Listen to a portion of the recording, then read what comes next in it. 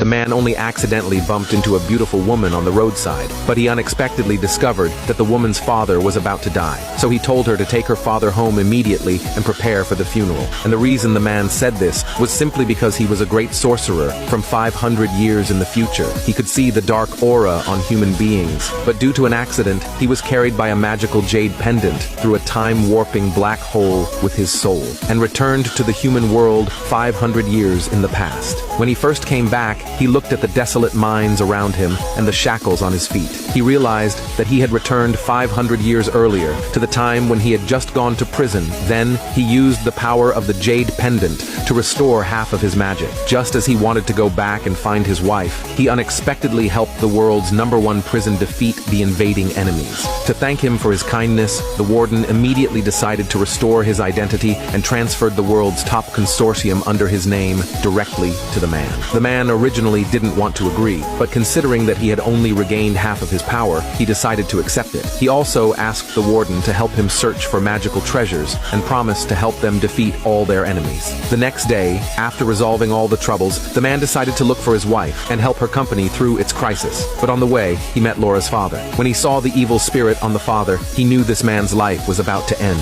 But no one believed the man's words. Laura's father even thought he was joking and curiously asked the man how much longer he could live. But the man calmly raised 3 fingers and counted down 3 numbers under the father's puzzled gaze. Then a shocking scene happened. Laura's father really collapsed to the ground and lost his breath. Only then did everyone realize the man's identity was not simple. Laura anxiously looked at the man beside her, believing that if he could see her father's illness, he must also be able to save him. But the man didn't want to be entangled by humans and bluntly said he couldn't save him. But Laura refused to believe it. She anxiously grabbed his hand and pleaded again for him to save her father. She said directly that she was the president of a listed consortium, and as long as he could save her father, she was willing to do anything. After hearing Laura's identity, the man immediately looked over in surprise, because in his past life, it was Laura's company that bankrupted his wife. Realizing this, the man immediately agreed to save Laura's father, but on the condition that she stop attacking his wife's company and give this $1 billion investment to his wife. After hearing this, Laura immediately agreed and then instructed her assistant to hold the signing ceremony tonight. After seeing Laura agree, the man immediately walked to her father and used his half-restored magic